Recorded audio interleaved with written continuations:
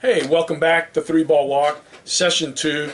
Session 1, we started so abruptly, didn't get to introduce ourselves. We got Hey, I'm Eddie. and Julio. Same three every week, and we're having a good time. Just started talking, and we just started recording since we were in the middle of a conversation. But we wrapped up, and it'll be the last thing. The draft is tomorrow. By the time you're watching this, it's probably already occurred. And Eddie, Today. why is A.J. Puck not going to be the number 1 pick overall? I don't think A.J. Puck's going to be the number 1 overall pick, not because he's not left-handed, which he is, not because he's not 6'7", because he is, not because he can't throw 96, because he can, but he's not going to be the number 1 pick because he doesn't have the dominant makeup of a starting ace pitcher. And if you're paying that much money for an ace, you better get an ace. And while he's been okay this year for Florida, he hasn't been dominating. Right. And he has moments where he can't find the strike zone, where he's like Wild Thing on Major League. I mean, he can knock the bull down from 500 yards, but he can't throw a strike. And whatever that is, that's a mental thing for him that they might fix, but I'm not sure that the Phillies with the first overall pick are going to be willing to do that. I think the Phillies are going to go with a bat, and I think he'll be the first pitcher taken, but I don't think he'll be the first pitcher, the first player taken. I've seen that, and I've just seen him, and I don't want to say he takes games off, but He doesn't. But it's just not there. It's just not there. There's something that goes on. Some guys are loosey goosey. He's the typical lefty, lefties are. I don't know what it is about lefties, but they're head cases. But a lot of it is, you look at it They're not in and their you right see mind. he does throw 97, 98. Actually, they are in their right mind. There you go.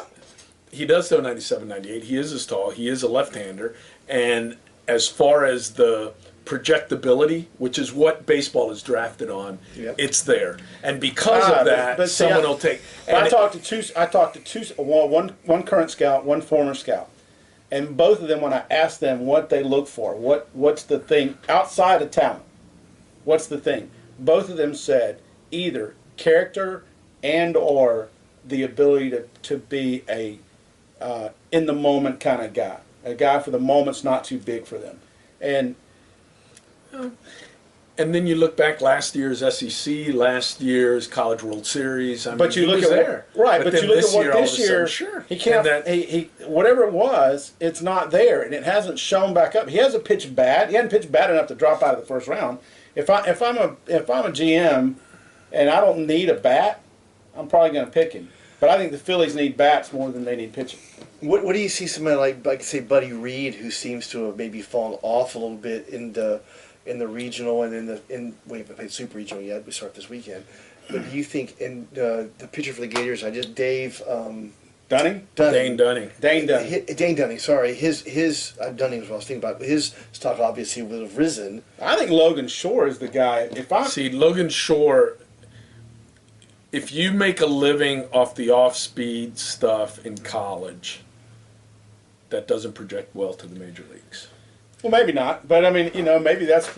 Logan Shore's a number 3 or 4 guy. Maybe so, Yeah, but in he's the big serviceable. I leagues. don't think he's a first-round pick. Right. Oh no, he won't. The Gators will have 5 guys taken in the first 3 rounds. Oh, absolutely. And Yeah. maybe more than that. And I think Puck and Well, we mentioned Puck, and we mentioned Shore, and we mentioned Puck and Dunning Reed will go, and Dunning. and then Reed. and Sean Anderson. Yeah, see, for me, Anderson's a guy that I'm not picking Anderson as a closer. They talk No. about him being the preeminent closer, He's a star. He has starter stuff. but he doesn't have a starter fastball. He can't get a guy out with a fastball. Right. All he can do is get him out with a curveball, and that's not going to last for 4 or 5 innings And at the that's- big league level. And that's where if you're taking a guy in the first round, you're taking a projected number 1 starter. That Yeah, is he why should be. Logan Shore will not go in the first round. Yeah, but again, But he's serviceable. But he will be drafted. But he's got that. I mean, he's got that bulldog mentality. I mean, you look at a guy like Maddox, and that's sort of the mold. I don't think he's a Maddox. I'm not saying he's a Greg Maddox second coming, but that kind of pitcher who maybe doesn't have the best velocity, doesn't have the best stuff, but has a whole heck of a lot of run and just finds a way to miss bats and that's all you miss gotta do. solid contact. And he's proven that he's a Friday night guy, that the moment's not too big for him against top tier teams in the SEC. So I think he's got a shot to be higher than most people think. Let's turn here. Over to you. Did you see Machado last night? I did not get to see. I saw highlights. I wish I could see it Did live. you see it? I watched it today because I went back to try to find out if there's a history. Yeah. And That's there the- is a history. Yeah. The pitcher hit, He's a few times. yeah, he had a couple of guys last year in October for the O's. He loses control. What'd they say? He's short circuited between the ears, I think was someone's quote last Kind night. of like Puck, maybe a little bit. Just can't find the zone. But I watched the first 3 pitches, and I didn't think he was trying to hit Machado. I just didn't think he could control the fastball run. But that last one, You want to know? I what think was he hit him on purpose after Machado pimped out and started yakking at him going down first baseline. Don't throw at me. Don't throw at me. Don't throw inside. And the interesting part about it, and this is where is he was 97, 98 on the fastball all night. The only pitch he threw at 99 was the one he drilled. Well, yeah, it's because you're not worried about where that one's going. You don't care if it hits Ran him back and forth. or if it misses him, but you want it to go at him, and so you're ran back and let it go. I mean, we had a kid when we were playing in college that couldn't break the window pane from 35 feet hardly. I mean, we weren't a very good team. We were like the Bob of college baseball. We weren't a very good team. And he said last week he wasn't a very good player. I wasn't. And so this guy was playing West Georgia College, and he had hit like 3 bombs. I mean, it was just incredible how many days. It wasn't unusual for our pitching staff to give up that many home runs. But so he hits one, and he's yakking all the way down the first base line. And so he comes back in, and this pitcher, we got a little bitty lefty. He's about 5'0" and 145 pounds. And he says, "I'm gonna drill him next time he comes up, man. I'm gonna drill him next time he comes up." And we're all just kind of laughing in the dugout, like, "Yeah, this guy's 6'3", 245 pounds, and you're 5-0, and you're gonna drill him?" He goes, "I'm gonna hit him, man. I'm gonna hit him." I'm like, "Okay, go for it, big boy." So he walks out on the mound, and the next inning, this guy's coming up, and I'm playing third base, and in the middle of this pitch, right when he's in this windup, I'm thinking, "Oh my God, I've got to go tackle that big dude." That's my thought. That's your job. That's my job. I'm thinking he's gonna kill my pitcher. And then on the one hand, I was like, well, if you hit him, he charges him down, you deserve to get killed. And so he rears back and he throws. I mean, he threw his hardest pitch he threw all year long. So it might have got up to 74, and it hits him right in the back. I mean, square in the shoulder blades. And he just turns around and did the worst thing ever. He laughed and smiled at him and flipped the bat back and walked to first base. That makes it even worse. worse, I mean, yeah. when you hit somebody on purpose and you can't even get a rise out of them. And so I just had to turn around because I was just like laughing. I was like, "Oh, thank God he didn't charge," because I didn't want to have to tackle him. That's funny. That's good. So I got nothing wrong with Machado going out there. Neither one of them. I mean, Machado landed a punch, so I think under precedence on the rules, he's going to have to be suspended for a few games. Yep. And the other guy, He'll be suspended. Well, they'll both be he started. suspended. They need, and he'll get suspended for 7 or 8 because starters. but he'll do. miss one He'll game. miss one game. But let me ask you a question, and this is something I think in the present society in which we live, where everybody, we have to be fair, and everybody. Do you like the way baseball is now about how they police itself, or would you like to go back to the Don Drysdale days? Well, with that one right there, Right. the umpires did nothing. That's old school. Right. That what happened last night is the one that has been going on for 100 years. Right. Hey, a guy's smart mouth and whatever, don't throw, boom, boom. You come up. Everyone knew what was going to happen. No one had been warned. He drills him in the back, and then the decision is, do I want to get suspended? Yep. Because sure. don't charge them out. Hey, you drop the bat and you go, and my pitcher will get even next inning, or You drop the bat. you and drop go. the bat because you're ready to take the suspension, and eventually it'll come to that, and then it's over. Yeah, I think that's over. I mean, I think that situation's over now. Both guys are going to get suspended. Both teams are going to go, okay, the 2 guys that had whatever beef. I was listening to Took it out. someone talk, because it was the Orioles, about Earl Weaver, and someone was talking, and it was funny because I would have thought the other thing is Earl Weaver always told his guys, hey, this happens, it's the game, but don't rush the mound unless you want to get suspended. He goes, you stay put, you take it, we'll take care of it, and whatever. Just realize you leave the batter's box, go at the mound. You're costing yourself money. You're Right, you know, right. And you're costing the team. And you know the thing is that which of those two suspensions is going to hurt the team more? The everyday guy, to me. The everyday guy is going to hurt clearly more. Especially Machado. The Machado than a pitcher. And you know, a little bit of that might be the way the Royals are playing right now. Having lost, 7 in a row, Yeah. getting swept, falling out of first place, maybe a little frustrations boiling over. And maybe that's good for the team. I mean, at some point, you hate to say it, but at some point you need to inject a little bit of life in your team. And sometimes, maybe that's it. Sometimes that's the way to do it. You take it on yourself. Okay, this guy barks at me all the way down first baseline. And truthfully, I think the catcher, whoever the catcher was for the Royals, should have stepped in when he stepped in the batter's box and said, if you ever do that again, I'm going to knock you out.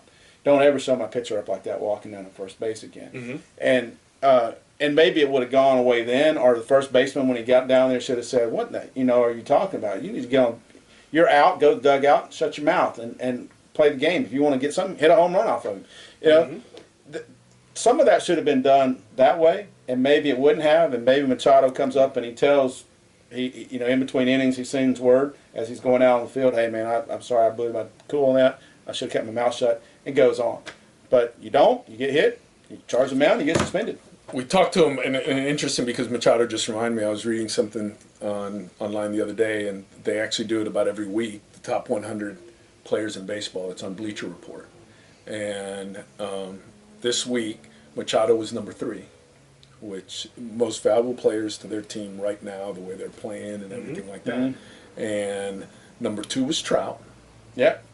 and number 1, Story. almost, Oh, story 4. Clayton Kershaw. Clayton Kershaw. That's where I was going. Yeah, it's hard to not be.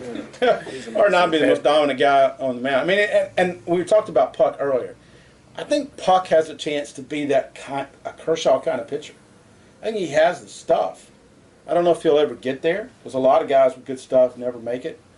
But I think if he gets the right pitching coach and the right staff that gets behind him and can sort of settle his brain down somehow, he's got electric stuff. But when you see a guy like Puck, and you said it has the mental lapses as it appears, is that something that you think you can coach into somebody, or is that something that's naturally ingrained? And I mean, I'm trying to think of pitchers that who were obviously left-handers before, who didn't have that kind of demeanor. And the one guy that comes to my mind, Steve Carlton, didn't seem like he was the kind of guy that I mean, I grew up here. I didn't see him as often. Carlton was a dog. He was a bulldog, man. Right. You didn't want. So I didn't see him as often. That's why I'm asking a question. But he just always seemed to be more of when I saw him. Maybe because he was beating the crap out of the Braves. He never Everybody's was like beating the crap out of the Yeah. Braves. So that's why He didn't talk to. I mean, he didn't talk to anybody. even riders. Right. He didn't talk to his Especially teammates. riders. He wanted McCarver because he knew McCarver from the Cardinals, and this guy's going to catch me because I'll talk to him. Right. As opposed to Gibson, who wouldn't talk to anybody at all on the day he pitched. Well, I didn't watch much baseball last night. I watched the championship softball game. I know you thought it ended a couple of weeks ago when Florida lost, but they are still playing. And incredible catch last night. Maybe the best catch in the College World Series, at least in a long time, which was actually a game saver. Even though it was top of the set, it would have put him ahead. it was a game saver. They weren't going to score. If Oklahoma scores there, they bring in their ace, and Auburn doesn't touch her. So, saves the 2 runs, and you talk about a difference in inches. I'm not sure that baseball's a game of inches so much. If that ball's 2 inches further, she still catches it. But if it's 7 inches more, it's a foot, that's a home run. The crowd's into it in Oklahoma. A whole different mindset. And then Oklahoma then Auburn hits a home run. And there's all kinds of rule things that just drive me crazy, like batters putting their foot down in front of the box, which is legal until they call it illegal. And if it's illegal, then every right-handed hitter ought to do it too, because you ought to be able to as a right-hander, you ought to be able to put your foot down in front of the plate, same way you could as a left-hander. And if you get hit, it should be a base on balls, but it's not. So that's it. That was a great catch. Yep. It was. And it was a great then game. a big time, down 7-0. Yeah, you should win that game. You should win that game. But that's why they pitch Parker so much, the one girl, their ace, because the rest of their staff is mediocre. She's a freshman. And So she's back tonight? oh, absolutely. She's going to throw tonight. We'll see. We'll see who wins. We'll know tomorrow by the time this thing is published. Hey, time to go. Wow. That's why it's so fast. Can't believe it. So find us at Facebook, send us an email down below. And remember, if you get a chance, go play ball. Watch some baseball this weekend. Watch softball tonight. The draft is tomorrow. We'll see how many of our guys are rich. Ain't none of them coming back, I can tell you that. We'll see you next week. Bye-bye.